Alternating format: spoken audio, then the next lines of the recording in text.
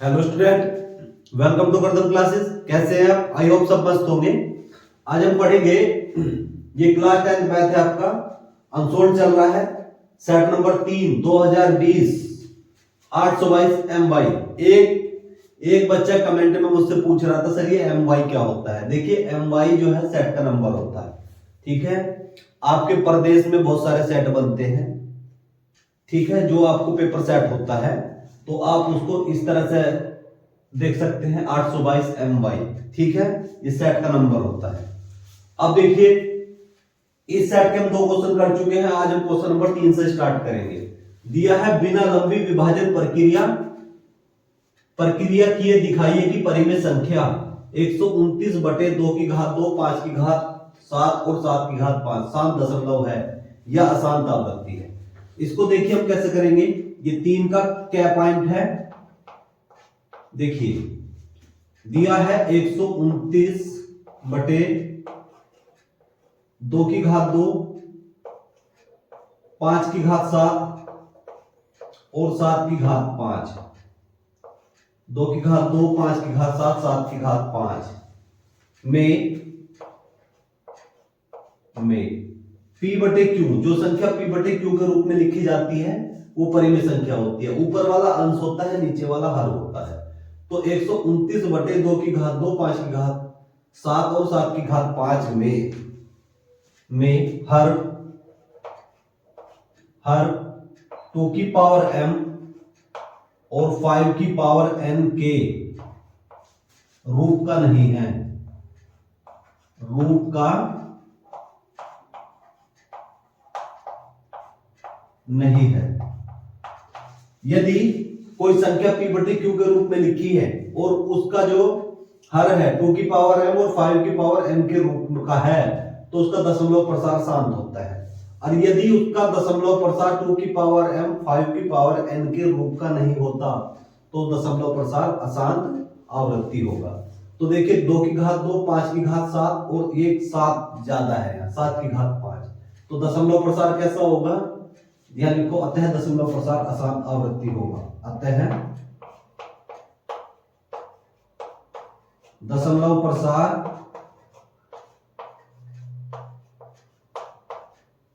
अशांत आवृत्ति होगा, अशांत आवृत्ति होगा। आप इसको इस तरह करें, ठीक।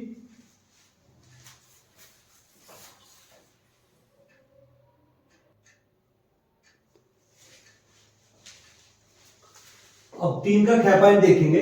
द्विघात बहुपद x² प्लस 7x प्लस 12 के शून्य ज्ञात कीजिए।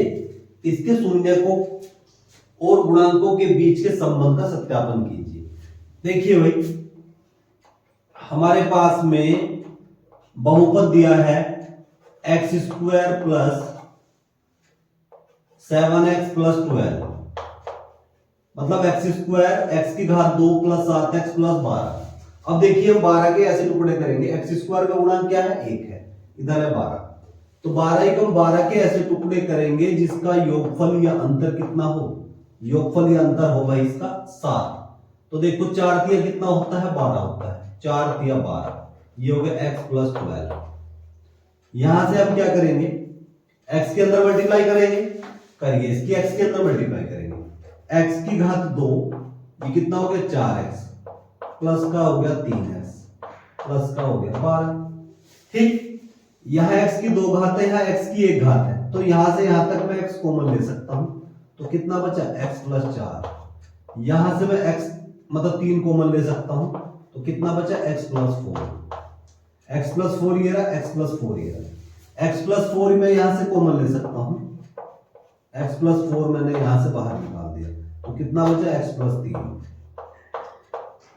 x plus 3। अब देखिए हमें इसको क्या करना पड़ेगा? इसको आप 0 के बराबर रख लेंगे। यदि इसके शून्य ज्ञात करने के लिए, शून्य क्या हल या सॉल्यूशन या मूल ज्ञात करने के लिए x प्लस 4 को 0 के बराबर रखेंगे। ये 4 इधर जाके कैसा हो जाएगा? माइनस का, तो x इज इक्वल टू -4 तथा अब इसको 0 के बराबर रखेंगे, यदि x प्लस 3 बराबर 0, तो x बराबर ये 3 इधर जाकर कैसा हो जाएगा माइनस का, तो x इज इक्वल टू -3, तो x का मान -4 और -3, तो x के दो शून्यक हो गए भाई। मतलब आपके जो द्विघात है, ये द्विघात समीकरण है या बहुपद है x² + 7x + 12 के शून्यक -4 और 3 होंगे। तो यह लिखो अतः शून्यक, अतः शून्यक -4 तथा -3 होंगे, ये आपके शून्य हो जाएंगे। ठीक, अब हमें क्या करना है, हमें बताना है x की घात 2 + 7x + 12, इसके शून्यक और गुणांकों के बीच के संबंध का सत्यापन कीजिए। तो आप एक काम करेंगे, मान लीजिए, माना x की घात 2 + 7x + 12 के शून्यक मान रहा हूं भाई अल्फा और बीटा है, अल्फा और बीटा है कि शून्यक मान लिया हमने अल्फा और बीटा। ठीक है भाई, तो अब हम क्या करेंगे, तो आप निकाल लेंगे शून्यकों का योगफल, शून्यकों का योगफल, शून्यकों का योगफल। शून्य क्या है आपके पास में, alpha plus beta, alpha plus beta. हमने शून्य क्या ज्ञात किए हैं, -4 और -3। आप -4 और -3 को बराबर जोड़ देंगे, तो रखिए ये हो गया -4 + -3, योगफल कर रहे हैं ना, शून्यकों का योगफल, तो -4 + 3। ठीक है, अब देखिए शून्यकों का योगफल का फॉर्मूला होता है -x का गुणांक, -x का गुणांक बटे x² का गुणांक।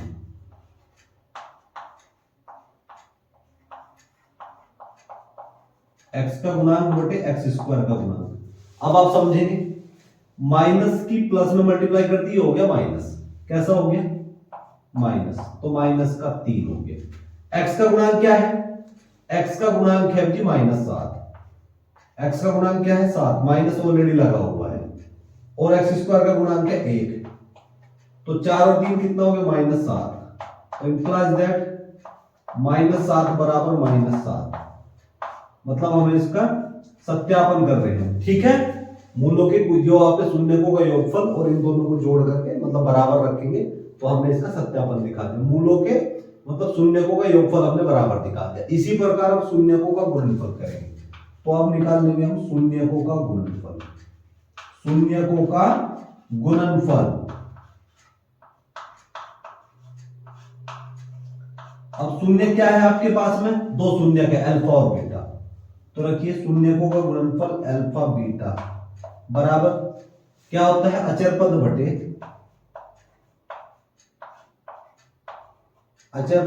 x² का गुणांक, अचर पद बटे x² का गुणांक। अब अल्फा बीटा क्या है आपके पास में भाई, अल्फा बीटा आप एक काम करिए, सबसे पहले इसको थोड़ा हमने मिस्टेक कर दी है, आप जो आपके शून्य दिए हैं -4 और -3, इनको आप मल्टीप्लाई करेंगे, तो रखेंगे -4 और गुणा -3, तो अल्फा बीटा क्या होता है, अचर पद, अचर पद बटे x² का गुणांक, अचर पद बटे x² का गुणांक, ये होता है शून्यकों का गुणनफल, अचर पद बटे x² का गुणांक। माइनस माइनस हो गया प्लस, 4 किया 12। ठीक है, अचर पद क्या है भाई आपका, अचर पद है आपका 12, x² का गुणांक 1, तो 12 बटे 1 इज इक्वल टू 12, तो इंप्लाइज दैट 12 बराबर 12। तो यहां हमने इनका सत्यापन कर दिया। आप इस क्वेश्चन को इस तरह से, ठीक है।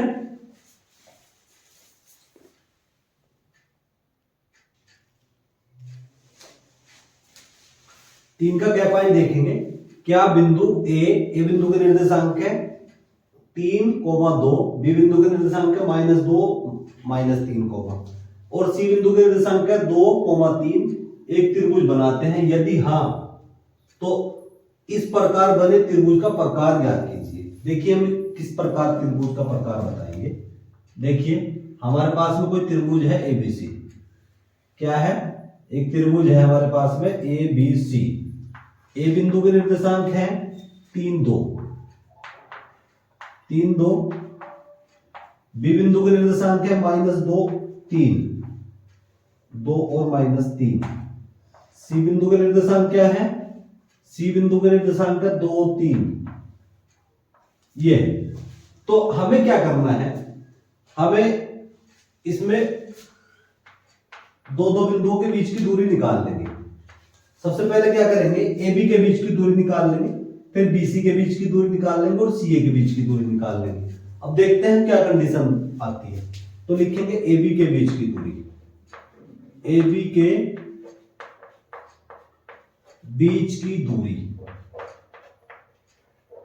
AB के बीच की दूरी। और दो बिंदुओं के बीच की दूरी का जो फॉर्मूला होता है वो होता है x2 - x1 का होल स्क्वायर, मतलब x1 - x2 का होल स्क्वायर या x2 - x1 का होल स्क्वायर। चलिए मैं क्या करता हूं, x2 - x1 का होल स्क्वायर कर दूंगा, तो -2 - 3 का इस होल स्क्वायर प्लस -3 - 2 का होल स्क्वायर। ये क्या हो गया? -3 और -2 कितना हो गया? -5 का स्क्वायर, -5 का स्क्वायर प्लस और -5 का स्क्वायर। तो ये कितना हो गया भाई? 5 का स्क्वायर 25 और अंडर रूट -5 का स्क्वायर 25। 25 25 कितना हो गया? Under root 50। Under root 50। तो AB के बीच की दूरी भी मैंने निकाल दी। अब मैं क्या करूंगा? BC के बीच की दूरी निकाल दूंगा। तो निकालिए BC के बीच की दूरी, BC के बीच की दूरी। तो BC के बीच की दूरी क्या हो जाएगी? देखिए x2 - x1 का होल स्क्वायर या x1 - x2 का होल स्क्वायर लगाएंगे। आप कोई भी फॉर्मूला लगा सकते हैं, x1 - x2 का होल स्क्वायर या x2 - x1 का होल स्क्वायर, जैसे भी आपको सुटेबल हो आप इस तरह से कर सकते हैं। तो मैं क्या कर रहा हूं? -2 -2 का होल स्क्वायर प्लस -3 का होल स्क्वायर। तो अंडर रूट -2 -4 का होल स्क्वायर और ये हो गया -6 का होल स्क्वायर। चलिए भाई अब 4 का वर्ग कितना हो गया? 16। अब 6 का वर्ग 36। तो ये कितना हो गया? Under root 52। कितना हो गया जी? Under root 52। 6 6 12 4 1 5, अंडर रूट 52 हो गया। तो BC के बीच की दूरी निकाल दी। अब निकाल लेंगे आप CA के बीच की दूरी, CA के बीच की दूरी, CA के बीच की दूरी। ठीक है? CA देखिए 2 - 3, x2 - x1 का होल स्क्वायर, 2 - 3 का होल स्क्वायर प्लस और 3 - 2 का होल स्क्वायर अंडर रूट 2 में से 3 घटा दिया, -1 का स्क्वायर, -1 का स्क्वायर और 1 का स्क्वायर, -1 का स्क्वायर 1 और 1 का स्क्वायर 1। तो ये कितना हो गया जी? अंडर रूट 2 हो गया, अंडर रूट 2। ठीक? AB के बीच की दूरी कितनी? Under root 50। BC के बीच की दूरी अंडर रूट 52 और CA के बीच की दूरी अंडर रूट 2। देखिए तीनों दूरी अलग अलग है। यदि कोई दो दूरी बराबर होती तो समद्विबाहु त्रिभुज हो जाता। तीनों दूरी बराबर हो जाती, AB BC CA तीनों के बीच, तो समबाहु त्रिभुज हो जाता। तो अब हम क्या करेंगे? सबसे बड़ी जो हमारे पास में सबसे बड़ी दूरी है उस दूरी को दोनों दूरियों के वर्गों के योगफल के बराबर रखेंगे। तो यहां लिखो अतः ऐसा रखिए। नाउ आप क्या करेंगे? अंडर रूट 52 का स्क्वायर, अंडर रूट 52 का स्क्वायर बड़ी दूरी को और अंडर रूट 50 का वर्ग, और ये कितना हो गया? अंडर रूट 2 का स्क्वायर। तो अंडर रूट 50 का 52 का वर्ग कितना हो गया? 52। 50 का वर्ग अंडर रूट 50 का वर्ग 50 √2 का वर्ग 2, तो 52 और 50 और 2 कितना हो गया 52। तो देखिए यहां क्या हो रहा है, यहां फॉर्मूला बन रहा है कर्ण का वर्ग बराबर लंब का वर्ग प्लस आधार का वर्ग, कर्ण का वर्ग बराबर लंब का वर्ग प्लस आधार का वर्ग। ठीक है, तो हम कह सकते हैं कि त्रिभुज एबीसी एक, अतः त्रिभुज एबीसी समकोण त्रिभुज बनाते हैं। तो यह लिखेंगे अतः हम कह सकते हैं कि एबीसी समकोण त्रिभुज बनाते हैं, समकोण त्रिभुज बनाते हैं। तो एबीसी क्या बना रहे हैं, अतः हम कह सकते हैं कि एबीसी एक समकोण त्रिभुज बनाता है, क्योंकि समकोण त्रिभुज में क्या होता है समझेंगे आप। समकोण त्रिभुज होता है कर्ण का वर्ग प्लस लंब का वर्ग और प्लस आधार का वर्ग। ठीक है, ये होता है। कर्ण का वर्ग क्या होता है, जो सबसे बड़ी भुजा होती है वो कर्ण होती है, और शेष दोनों भुजाओं के वर्गों के योगफल के बराबर होता है। तो इसलिए हम कह सकते हैं कि ये एक समकोण त्रिभुज बनाता है। ठीक है,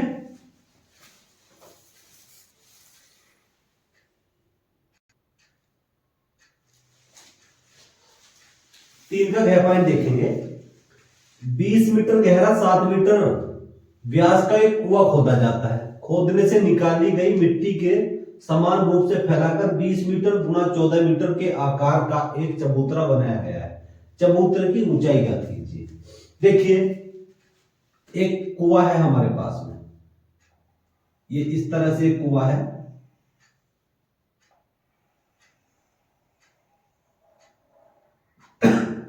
और कुएं को खोद करके उससे मिट्टी निकाली जाती है। कुएं से खोदकर उसकी मिट्टी निकाली जाती है, इस तरह से मिट्टी निकाली जाती है और उस मिट्टी से एक चबूतरा बनाया जाता है। ठीक है, कुएं को खोद करके मिट्टी निकाली जाती है, उस मिट्टी से एक चबूतरा बनाया जाता है। उस चबूतरे, इस कुएं की जो गहराई दी है, गहराई h बराबर 20 मीटर, गहराई को यहां h से रिप्रेजेंट करेंगे। तो यहां लिखेंगे कुएं की गहराई, कुएं की गहराई h बराबर किसके 20 मीटर, कुएं की गहराई h बराबर 20 मीटर। और क्या दिया है, कुएं का व्यास, कुएं का व्यास, कुएं का व्यास कितना दिया है 7 मीटर दिया है। व्यास इतना दिया है तो त्रिज्या कितनी हो जाएगी, त्रिज्या इसकी आधी हो जाएगी।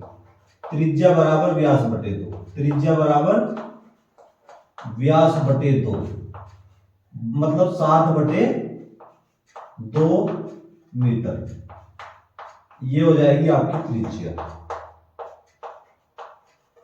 ठीक है, चलिए अब आप समझेंगे, जो मिट्टी, जो चबूतरा है, चबूतरा बनाया जाता है, चबूतरे की ये दी है लंबाई चौड़ाई दी है, चबूतरे की लंबाई और चौड़ाई दी है, चबूतरे की ऊंचाई हमारे पास में नहीं है, चबूतरे की ऊंचाई हमें निकालनी है।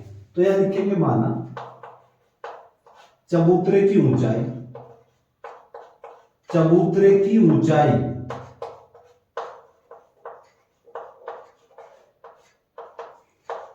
h मीटर है। चबूतरे की ऊंचाई कितनी है, h मीटर है। तो हम क्या करेंगे, देखिए कुआं खोद करके उससे मिट्टी निकाली जाती है और उस मिट्टी से एक चबूतरा बनाया जाता है। तो क्या होगा, लिखेंगे कुएं से निकाली गई मिट्टी का आयतन, यहां लिखेंगे नाम, लिखिए कुएं से निकाली गई, कुएं से निकाली गई मिट्टी का आयतन, कुएं से निकाली गई मिट्टी का आयतन, कुएं से निकाली गई मिट्टी का आयतन बराबर किसके है, बराबर है चबूतरे की मिट्टी का आयतन, चबूतरे की मिट्टी का आयतन। ठीक है। अब देखिए कुएं जो है वो गोला है, मतलब कुआं जो होगा वो बेलन के आकार होगा, तो कुएं का आयतन क्या हो जाएगा भाई, पाई आर स्क्वायर एच। और चबूतरा किस प्रकार का है, चबूतरा आप घनाभ के रूप का मान सकते हैं, घनाभ के रूप का मतलब LVH। तो चबूतरे की ऊंचाई कितनी हो जाएगी, आयतन क्या हो जाएगा, लंबाई गुना चौड़ाई गुना ऊंचाई। ठीक।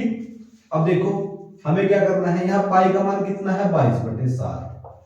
त्रिज्या कितनी दे रखी है, कुएं की जो त्रिज्या है वो 7/2 है, 7/2 गुना 7/2। और ऊंचाई h बराबर कितनी होगी, कुएं की ऊंचाई h बराबर होगी जी 20 मीटर। लंबाई कितनी दी है 22 मीटर, चौड़ाई कितनी दी है 14 मीटर, और ये हो गया जी h हमें निकालना है। ठीक। जो कुछ कैंसिल हो रहा है उसको कैंसिल करेंगे, 7 से 7 कैंसिल हो गया, इससे मैं इसको 11 बार कैंसिल कर दूंगा, इससे इसको 10 बार कैंसिल कर दूंगा। ठीक है।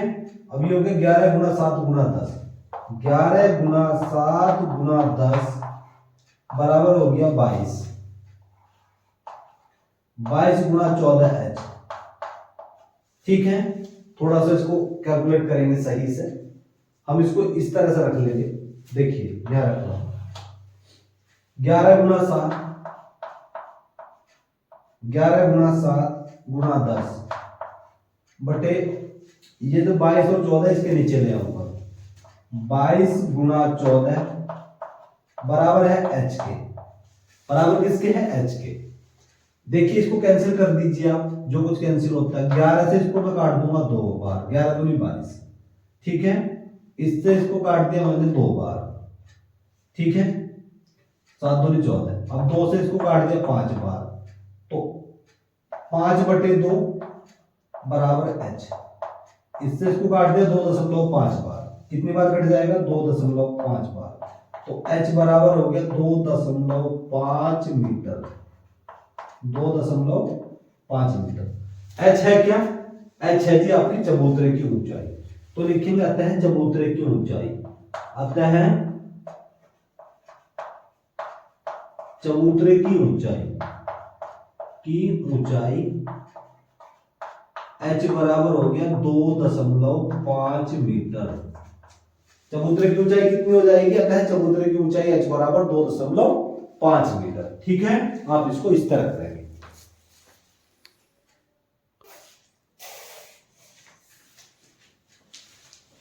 अब 4 का क्या पॉइंट देखेंगे, सिद्ध कीजिए कि 5 माइनस अंडर रूट 3 एक अपरिमेय संख्या है। तो देखिए भाई अपरिमेय संख्या को दिखाने के लिए कोई भी संख्या हमें दी होती है तो हम उसको परिमेय संख्या मान करके चलते हैं। तो यहां लिखेंगे माना 5 माइनस अंडर रूट 3 एक परिमेय संख्या है। क्या मान के चले, एक परिमेय संख्या है। 5 माइनस अंडर रूट 3 एक परिमेय संख्या है। ठीक है।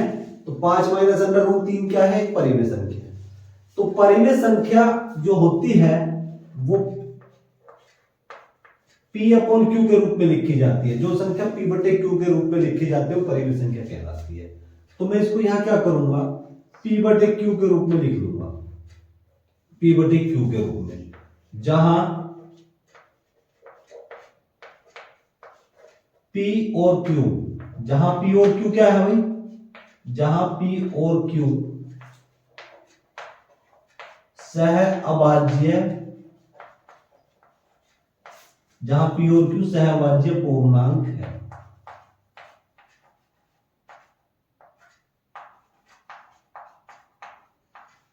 ठीक है भाई, जहां P और Q क्या है, सह अभाज्य पूर्णांक है।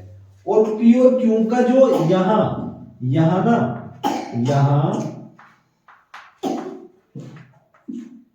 P और Q का जो HCF है, हाईएस्ट कॉमन फैक्टर, महत्तम समापवर्तक क्या होना चाहिए, 1 होना चाहिए। ठीक, चलिए अब देखिए मुझे करना क्या है, implies that 5 minus P upon Q उठा करके मैं इधर लाऊंगा, इधर आके माइनस का हो गया, ये अंडर रूट 3 उठा करके मैं इधर ले गया। ठीक है, अब मुझे क्या करना है, यहां लिखेंगे 5 क्यू माइनस पी और बटे under root Q, sorry Q बराबर अंडर रूट 3। तो अब यहां लिखेंगे, यहां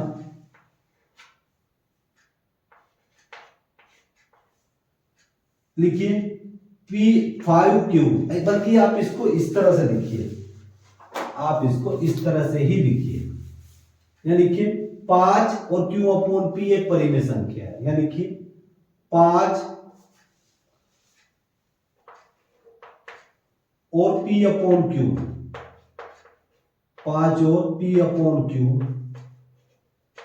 एक परिमेय संख्या है, 5 और P अपॉन Q एक परिमेय संख्या है, एक परिमेय संख्या है। जब 5 और P अपॉन Q परिमेय संख्या है तो इनका अंतर भी परिमेय संख्या होगा, तो इनका अंतर भी परिमेय संख्या होगा, इनका अंतर भी क्या होगा, परिमेय संख्या होगा। जब 5 माइनस पी अपॉन क्यू परिमेय संख्या है और इसके बराबर में अंडर रूट 3 है, तो अंडर रूट 3 भी तब अंडर रूट 3 भी एक परिमेय संख्या होगी,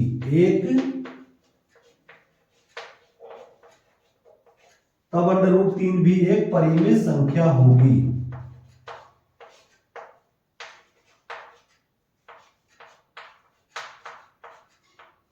ठीक है, तब अंडर रूट 3 भी एक परिमेय संख्या होगी जो कि विरोधाभास प्रकट करता है, लिखेंगे जो कि विरोधाभास प्रकट करता है, जो कि विरोधाभास प्रकट करता है।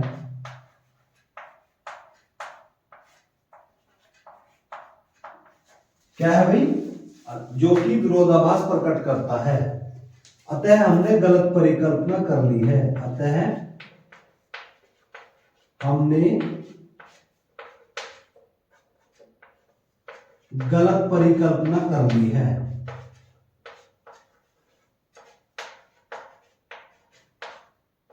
हमने गलत परिकल्पना कर ली है। अतः हम कह सकते हैं कि अंडर रूट 2 यानी कि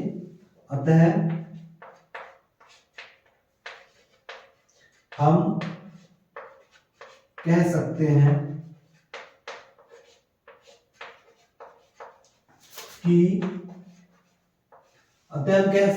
कि अंडर रूट 3 एक परिमेय संख्या नहीं है, एक परिमेय संख्या नहीं है, एक परिमेय संख्या नहीं है।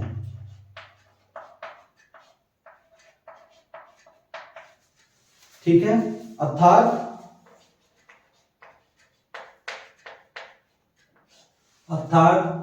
5 माइनस अंडर रूट 3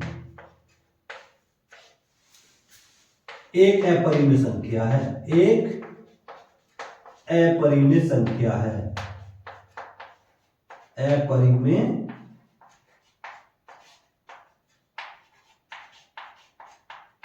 संख्या है। ठीक है, आप इसको इस तरह लगाओगे।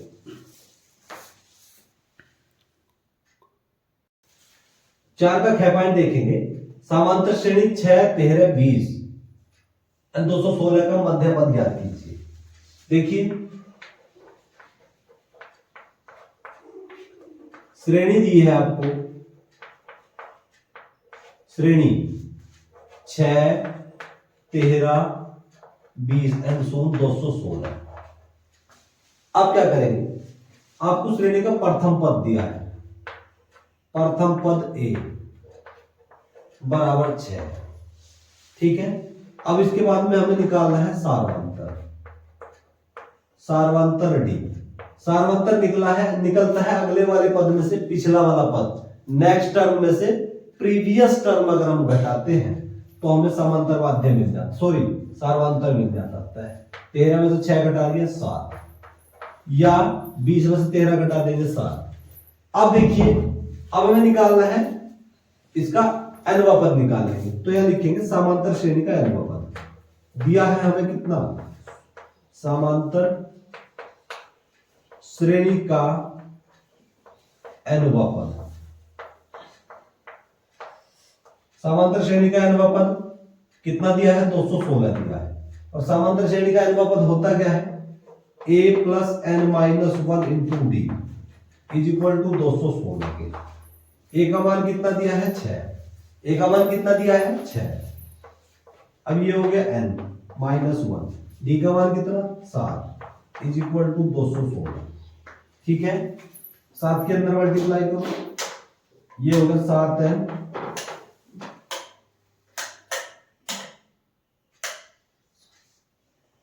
7n minus 7 is equal to किसके 216 के। 7n माइनस 7 216 होंगे। अब ये देखिए, ये हो गया 7n, 6 में से 7 घटा दिए कितना हो गया माइनस का 1, माइनस का 1 इज इक्वल टू 216। 7n 6 में से 7 घटा दिए माइनस 1, 7n माइनस 1, ये माइनस का 1 उठा करके इधर देंगे, तो 7n is equal to 216 plus 1, तो 7n इज इक्वल टू 217।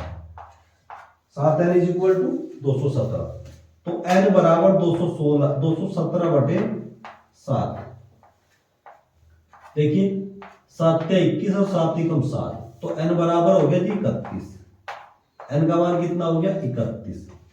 देखिए आपकी उत्तर माला में आपको उत्तर यहां दिया है, जो मतलब इस क्वेश्चन का ये आंसर यहां राइट आंसर नहीं होगा, इससे आगे हमें इसको करना होगा, ठीक है। तो n बराबर 31 हो गया, ठीक है। आपके आंसर माला में n का मान 31 दिया होगा, ठीक है, जो कि राइट आंसर नहीं है। हमें इससे आगे इसको बढ़ाना पड़ेगा। देखिए हम इससे आगे इसको कैसे बढ़ाते हैं, देखिए भाई, अब हमें निकालना है इसका मध्य पद। तो मध्य पद कैसे निकालते हैं, मध्य पद का फॉर्मूला होता है n प्लस 1/2 वा पद, ये मध्य पद का फॉर्मूला होता है। n का मान 31, 31 प्लस 1/2, 31 और 1 कितना हो गया 32, तो 32/2, 32/2 का मतलब 16वां पद, क्या है 16वां पद। तो समांतर श्रेणी का 16वां पद का फॉर्मूला लगाएंगे, Tn is equal to a plus n minus 1 into D. तो n के स्थान पे मैं क्या लगा दूंगा 16, a का मान कितना है, a का मान है जी आपके पास में 6, n का मान कितना लगा दूंगा यहाँ 16 माइनस 1, और d का मान कितना है जी 7, d का मान कितना है 7, तो 6 15, ये कितना हो गया 7, 6 15 सत्ते कितना हो गया 105 हो गया, 105 और 6 कितना हो गया 121। तो इसका राइट आंसर ये होगा। देखिए आपके इस अनसोल्ड की उत्तर माला में बहुत सारे उत्तर आपको गलत दिए हुए हैं, लेकिन आपको ज्यादा परेशान होने की जरूरत नहीं है, ठीक है। तो ठीक है, चलिए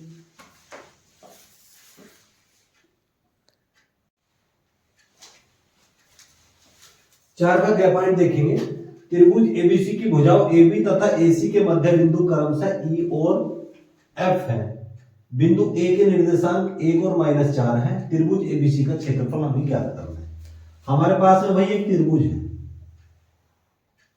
एक त्रिभुज है हमारे पास में। उस त्रिभुज के जो शीर्ष हैं वो है A, B और C। एबीसी एक त्रिभुज के शीर्ष है। बिंदु A के निर्देशांक हमें दिए हैं। A के निर्देशांक दिए हैं क्या, 1 और -4 ये दिए हैं, ठीक है। B बिंदु के निर्देशांक हमारे पास में नहीं है, तो मैं इसको x2 y2 मान सकता हूं, ठीक है, सी बिंदु के निर्देशांक नहीं है तो इसको मैं x3 y3 मान सकता हूं, x3 y3। ठीक, अब समझिए आप, त्रिभुज एबीसी की भुजाओं AB तथा AC के मध्य बिंदु, AB का मध्य बिंदु E है, AB का मध्य बिंदु क्या है भाई, E है। ठीक है, इसका मध्य बिंदु E ले लिया हमने, E क्या है, इसका मध्य बिंदु E है। E बिंदु के निर्देशांक क्या है, 2 और -1। और AC का मध्य बिंदु क्या है, AC का मध्य बिंदु है F। F बिंदु के निर्देशांक क्या दिए हैं, F बिंदु के निर्देशांक दिए हैं 0 और -1। F बिंदु के निर्देशांक दिए हैं 0 और -1। अब हमें क्या करना है, आपने फॉर्मूला पढ़ा होगा, मध्य बिंदु के निर्देशांक का जो फॉर्मूला होता है, मध्य बिंदु के निर्देशांक, मध्य बिंदु के निर्देशांक का फॉर्मूला होता है, मतलब ये मध्य बिंदु है, मध्य बिंदु का फॉर्मूला देखिए, आप क्या करेंगे, 2 और -1। मैं ये जो आपकी AB वाली डिस्टेंस है, यहां से मध्य बिंदु है 2 और -1, तो मैं फॉर्मूला बना दूंगा, इसको रखूंगा x1, इसको y1, तो x1 plus x2 by 2, x1 plus x2 by 2, 1 plus x1 हो गया x1 प्लस x2 बाई 2, और y1 मतलब -4 प्लस y1 और बाई 2। ठीक, अब आप इसको इसके बराबर रखते हैं, रखिए, ये होगा 2 बराबर 1 प्लस x2 बाई 2। ठीक है, 2 दूनी 4, 2 दूनी 4 प्लस 1, ये हो गया x2, तो 4 - 1 बराबर किसके हो गया, x2। तो x2 का मान हो गया जी, x2 बराबर हो गया 3। x2 का मान कितना हो गया, 3। देखो भाई, x2 का मान हो गया 3। अब हमें निकालना है y2 का मान। क्या निकालना है, y2 का, रखिए, तो -1, ये हो गया -4 प्लस y1 बाई 2, ये 2 की इधर मल्टीप्लाई कर दूंगा तो माइनस का 2, ये हो गया -4 प्लस का y1, ये माइनस का 4 उठाकर इधर लाऊंगा तो ये हो गया जी प्लस का 4 - 2, इधर आके प्लस का हो गया, तो 4 - 2 बराबर y1। अब 4 में से 2 घटा दिया 2, तो इंप्लाइज दैट y1 बराबर हो गया जी 2। y1 का मान कितना हो गया, 2, तो ये हो गया 3 2। तो बिंदु B के निर्देशांक हो गए 3 2। अब हमें निकालने हैं C बिंदु के निर्देशांक।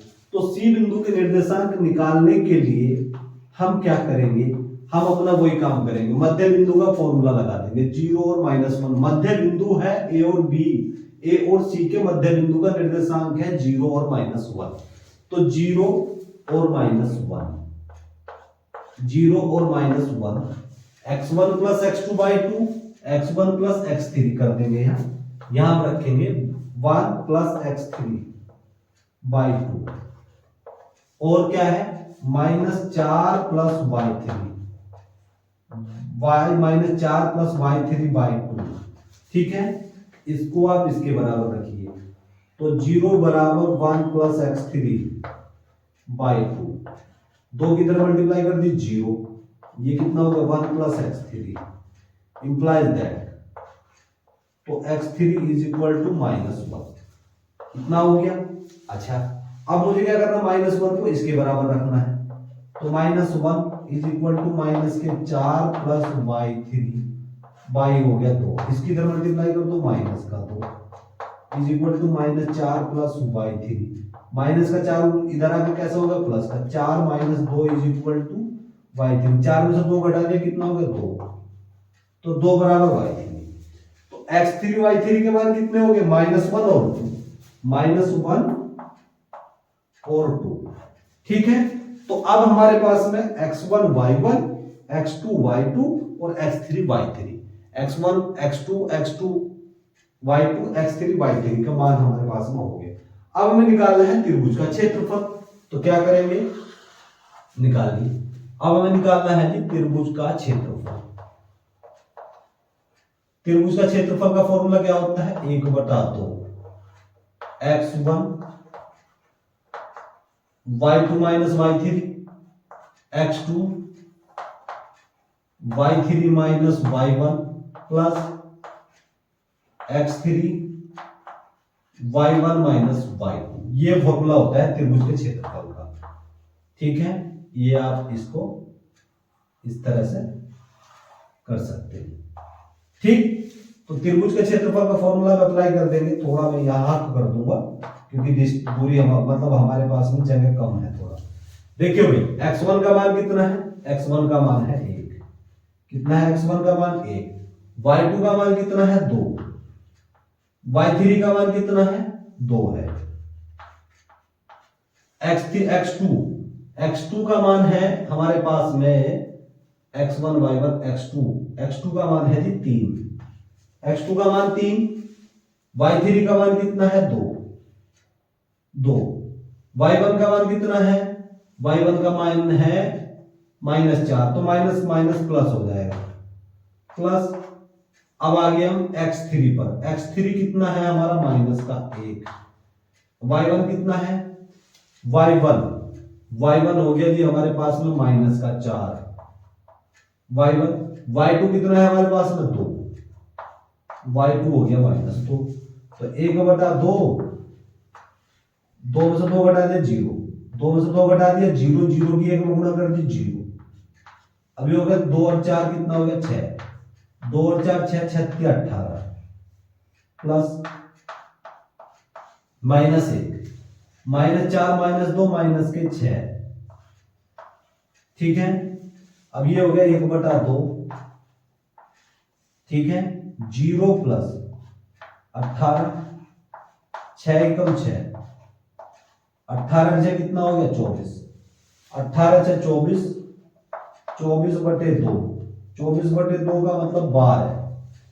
12 मात्रक लिख सकता हूं, इकाई लिख सकता हूं। ठीक है, तो हमें निकालना था त्रिभुज का क्षेत्रफल। तो यहां लिखो अतः त्रिभुज का क्षेत्रफल। अतः त्रिभुज का क्षेत्रफल, त्रिभुज का क्षेत्रफल बराबर 12 इकाई लिख सकता हूं या वर्ग लिख सकता हूं? इकाई। ठीक है, ये आपका आंसर हो गया। ठीक है,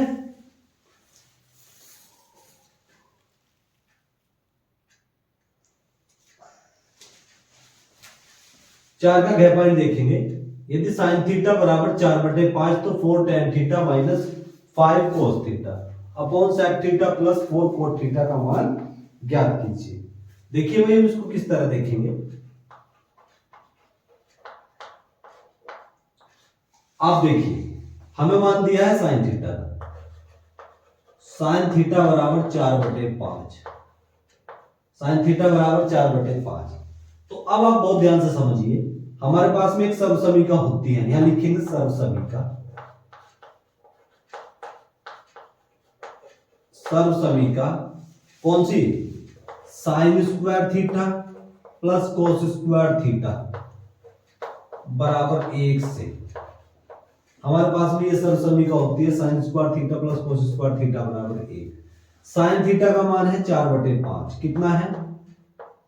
4/5 का square plus cos square theta is equal to 1।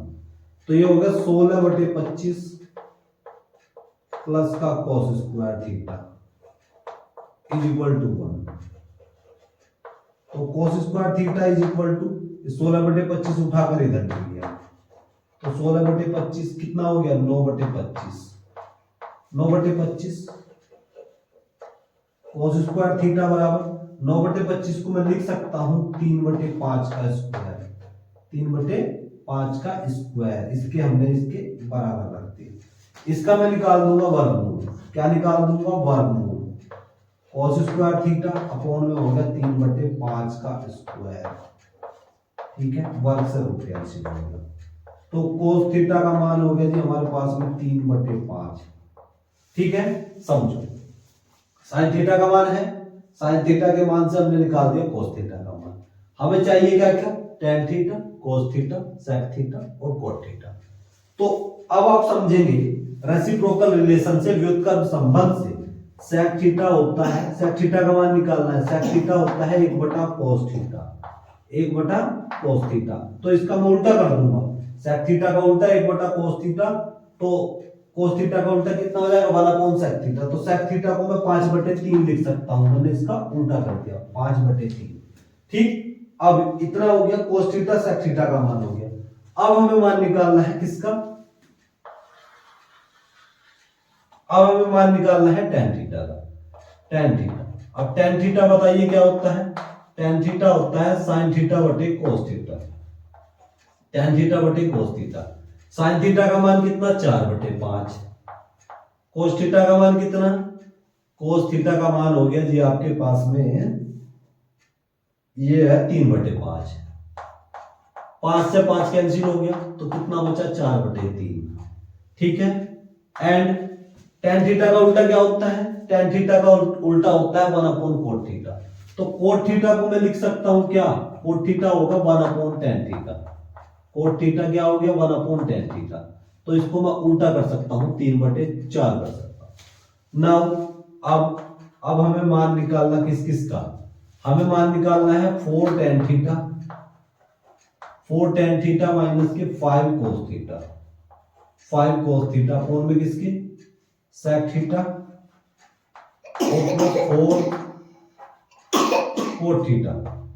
तो tan थीटा का मान कितना दिया है, tan थीटा का मान दिया है 4/3, 4 गुना 4/3। cos थीटा का मान क्या है, cos थीटा का मान है जी 3/5, 5 गुना 3/5। और sec थीटा का मान कितना है 5/3, 5/3। 4 cot थीटा का मान कितना है 3/4, 4 से 4 कैंसिल हो गए, 5 से 5 कैंसिल हो गए, तो ये होगा 4 चौक 16, 16/3 माइनस का 3 और 5/3 और ये होगा प्लस का 3। सोल्व करो इसको,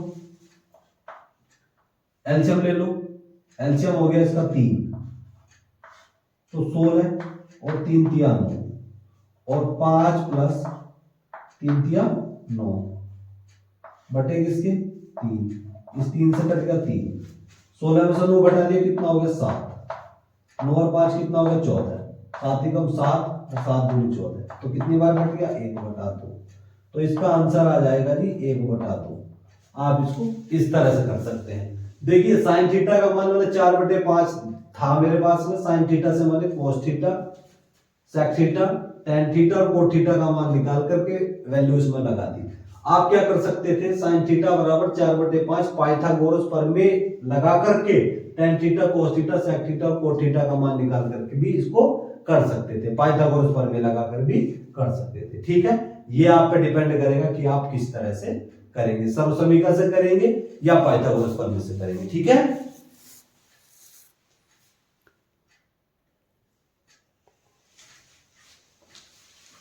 अब हम 5 का क्या पॉइंट देखेंगे। सिद्ध कीजिए कि निम्न रेखिक समीकरण युग्म का अद्वितीय मतलब अद्वितीय हल रखता है। ठीक है, ब्रजगुणन विधि द्वारा इसको हल कीजिए। देखिए आपके पास में 2 रेखिक समीकरण है, इसको हम किस तरह से सोल्व करते हैं।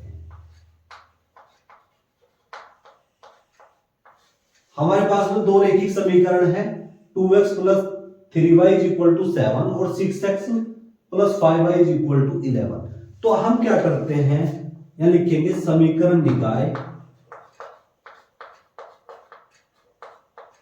समीकरण निकाय a1x + b1y = c1 तथा a2x + b2y = c2 से इसकी आप तुलना करेंगे। तुलना करने पर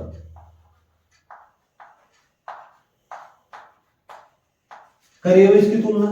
देखो a1 बराबर किसके हो गया, a1 बराबर हो गया 2, a1 बराबर 2, b1 बराबर 3, c1 बराबर 7। ठीक है, अब a2 बराबर किसके 2 के, a2 बराबर 6 सॉरी, और b2 बराबर किसके 5 और c2 बराबर हो गया 11। अब हम इसको a1 बटे a2 के रूप में रखूंगा। रखिए a1 बटे a2, a1 बटे a2 क्या है 2/6, 2/6 2 एकम 2 और 2 तिया 6, तो 1/3। a1 बटे a2 का मान मैंने निकाल दिया। अब आप निकालिए b1 बटे b2, तो b1/b2 का मान निकाल दूंगा 3/5। तो हम कह सकते हैं तो a1/a2 बराबर नहीं है b1/b2 के। जब a1/a2 b1/b2 के बराबर नहीं होता तो क्या कंडीशन करते हैं, क्या लगाते हैं हम? तो हम कहेंगे अतः समीकरण निकाय का अद्वितीय हल है। तो यहां लिखेंगे अतः समीकरण निकाय का अद्वितीय हल है। कि कैसा हल है? अद्वितीय हल, यूनिक सॉल्यूशन, अद्वितीय हल है। ठीक है, तो समीकरण निकाय का अद्वितीय हल है। अब हम क्या करेंगे? अब देखिए, अब हमें बीजगणित विधि से इस क्वेश्चन को सोल्व करना है। तो अब हम लगाएंगे, नाउ लिखिए बीजगणित विधि से, बीजगणित विधि से। तो बीजगणित विधि है क्या हमारी? ये है x/b1c2 माइनस b2c1 और y/c1a2 c2a1 और 1/-1 a1b2 माइनस का a2b1।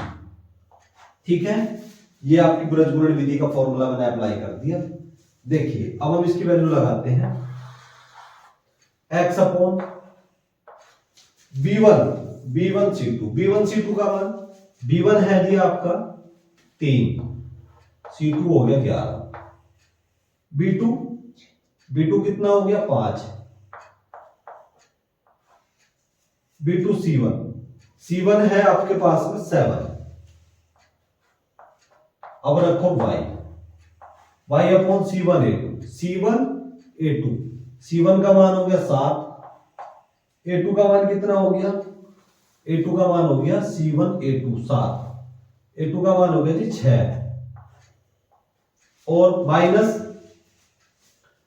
क्या है? c2 का मान है 11 और a1 का मान है 2 और माइनस 1/a1 का मान हो गया 2, b2 का मान कितना हो गया 5, a1b2 माइनस a2b1 क्या है 6 और b1 कितना हो गया 3। ठीक है, तो x/11 33 और 7×5 35 और y/7×6 42 और 11×22 और माइनस 1/5×10 और 36 18। ठीक है, रखो। तो x/33 में से 35 घटा दिया माइनस का 2 और y/42 में से 22 घटा दिया 20 और ये हो गया माइनस 1/10 में से 18 घटा दिया माइनस के 8। ठीक है, इससे माइनस कैंसिल हो गया। तो x/-2 और y/20 और इज इक्वल टू 1/8। आप इसको एक बार तो इसको इसके बराबर रख देंगे, एक बार इसको इसके बराबर रखेंगे। रखिए, x/-2 बराबर हो गया 1/8, 1/8 इसकी इसमें मल्टीप्लाई कर दी मैंने, इससे इसको काट दिया भाई 4 बार, तो कितना हो जाएगा? माइनस का 1/4। कितना हो जाएगा? माइनस का 1/4। तो x बराबर माइनस का 1/4। x का मान क्या हो गया? माइनस 1/4। अब हम क्या करेंगे? एक बार इसे इसके बराबर रखो, तो y/20 इज इक्वल टू 1/8। 4 दूनी 8, 4 पंजे 20, 5 की इधर 1 में गुणा कर दो, तो y बराबर 5/2। तो y का मान कितना हो गया जी? 5/2। x का मान माइनस 1/4 और y का मान 5/2। आप इसको इस तरह से लगाएंगे। ठीक है,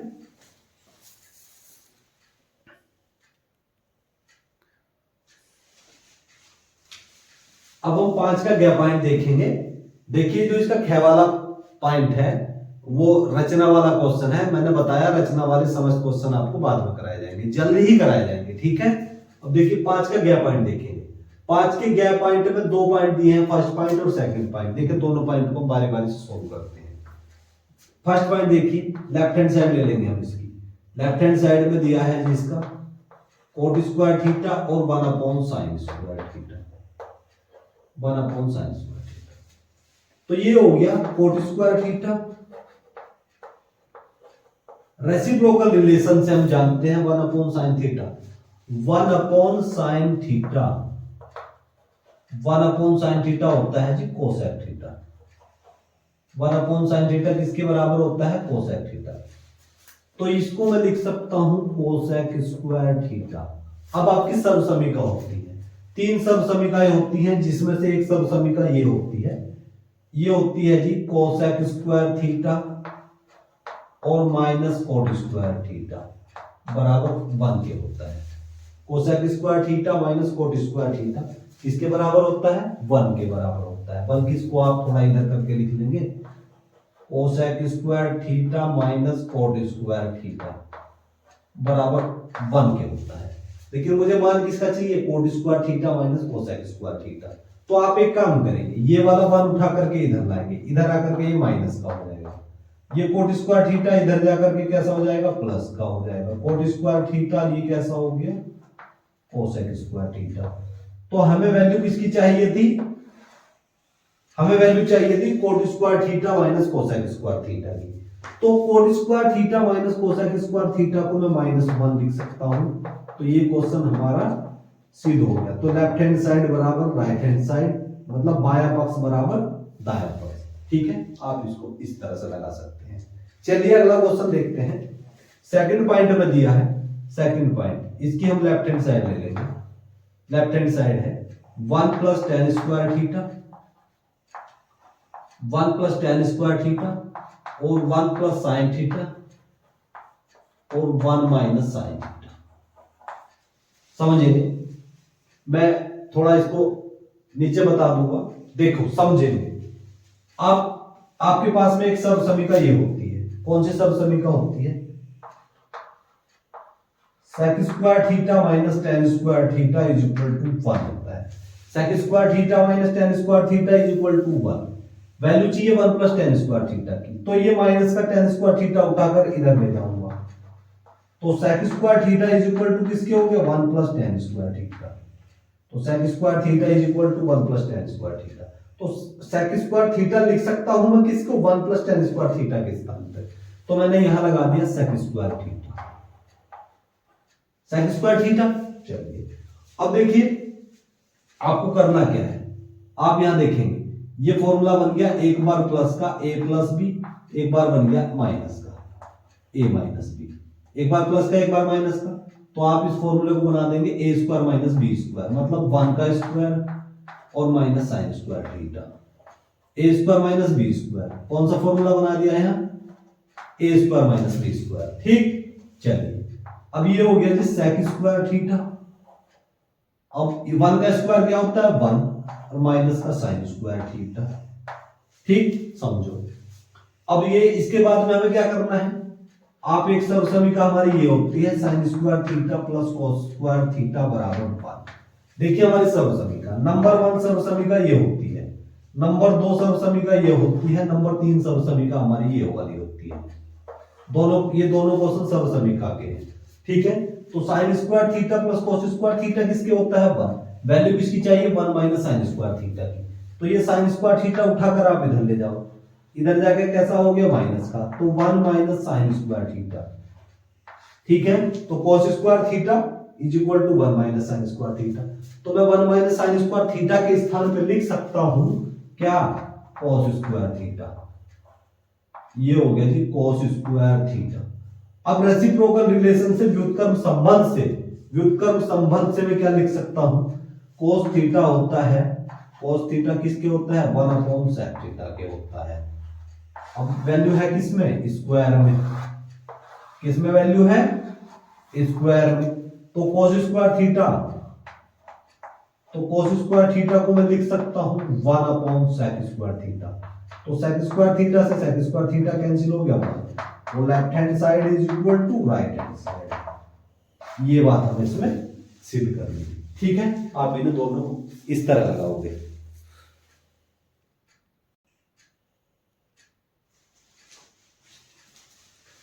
अब हम 5 का घ पॉइंट देखेंगे। निम्नलिखित सारणी से माध्य ज्ञात कीजिए। माध्य मतलब समांतर माध्य, अरिथमेटिक मीन। वर्ग अंतराल और बारंबारता आपको क्वेश्चन में दिया है, इससे आगे हम इसको बढ़ाएंगे, ठीक है। चलिए, वर्ग अंतराल ये होगी, बारंबारता ये होगी।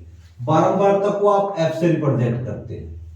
अब बारंबारता के बाद में हम निकालते हैं मध्यमान।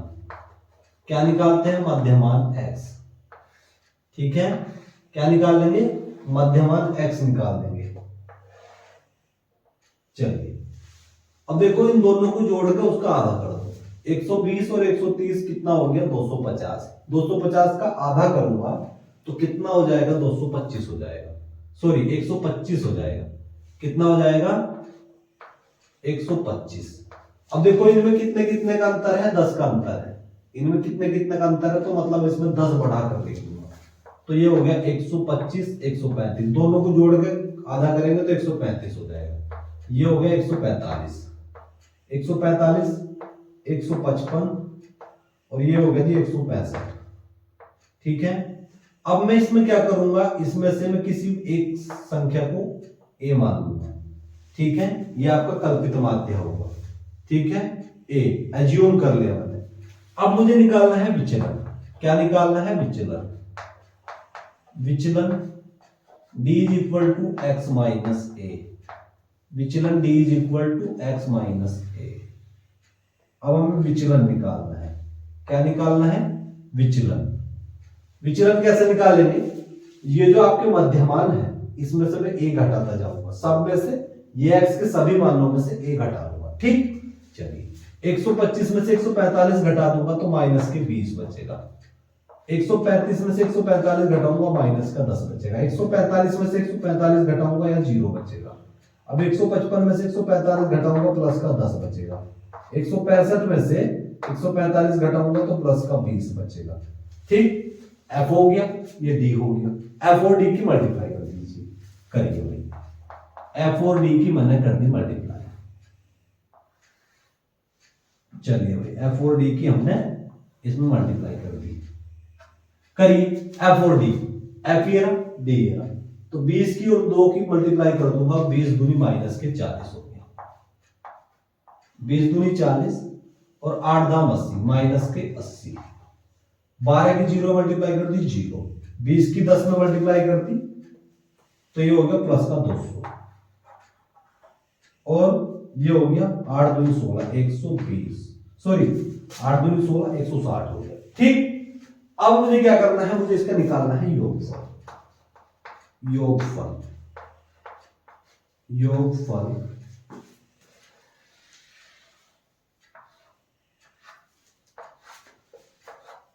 ये हो गया। इसका मुझे सिग्मा एफ निकालना है।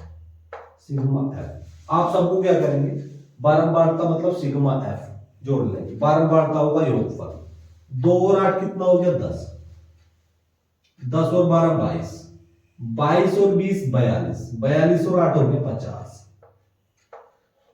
तो सिग्मा एफ हो गया 50। अब मुझे निकालना है sigma F D. Sigma F D, तो सिग्मा एफ डी आप किस तरह से निकाल लेंगे? सिग्मा एफ डी देखिए, इन दोनों को आप एक साथ करेंगे। माइनस के 120 हो गया, माइनस का 120, ठीक है। माइनस के 40 और माइनस के 80, माइनस के 120 और प्लस इनको एक साथ करूंगा, ये होगा 360। 200 और 160 कितना हो गया? 360। तो सिग्मा एफ डी मैं क्या करूंगा? इसमें से इसमें घटा दूंगा तो कितना हो जाएगा? 240 प्लस का हो जाएगा। 240 कैसा हो जाएगा? प्लस का। सिग्मा एफ डी का मान हो गया जी 240, ठीक है। Sigma F D 240 plus. अब मुझे निकालना है समांतर माध्य। समांतर माध्य, समांतर माध्य का फॉर्मूला होता है a plus sigma F D upon sigma F. A का मान कितना आया, ए का मान है 145, ए का मान है जी 145। सिग्मा एफ डी कितना है हमारे पास में 240, 240 नीचे कितना है 50 है, इससे इसको कैंसिल कर दिया तो कितना बचा 145 और ये हो गया 24/5, 24/5, 24/5। 24/5 को मैं किस तरह से लिख सकता हूं, इससे मैं इसको काटूंगा 4.8 बार, ये कट जाएगा। कितनी बार कटेगा 4.8, काट के देख लीजिए 5 से 240, 24 इसको काटूंगा, 5 चौक कितना हो गया, सॉरी 5 चौक 20, अब 40 में से 24 में से 20 घटा ले 4, दशमलव हटा करके 0 लगा लिए, 5 8 40, 4.8 तो 145 प्लस 4.8, इसको इसमें ऐड कर दूंगा 5 4 9 तो 149.8, ये इसका समांतर माध्य हो जाएगा। ठीक है जी, 149.8 इसका समांतर माध्य होगा। आप इस क्वेश्चन को इस तरह लगाएंगे। ठीक है, ये आपको तो इस सेट के भाई आज हमारे 5 क्वेश्चन पूरे कंप्लीट होगी। यदि मेरे द्वारा पढ़ाने में आपको कोई बेनिफिट हो रहा हो तो प्लीज चैनल को लाइक शेयर और सब्सक्राइब करें, ताकि हमारी आने वाली वीडियो का नोटिफिकेशन आपको मिलता रहे और आप अपनी अच्छे से बोर्ड एग्जाम की तैयारी करते रहें। अब हम आपसे मिलेंगे नेक्स्ट लेक्चर में, तब तक के लिए जय हिंद जय भारत।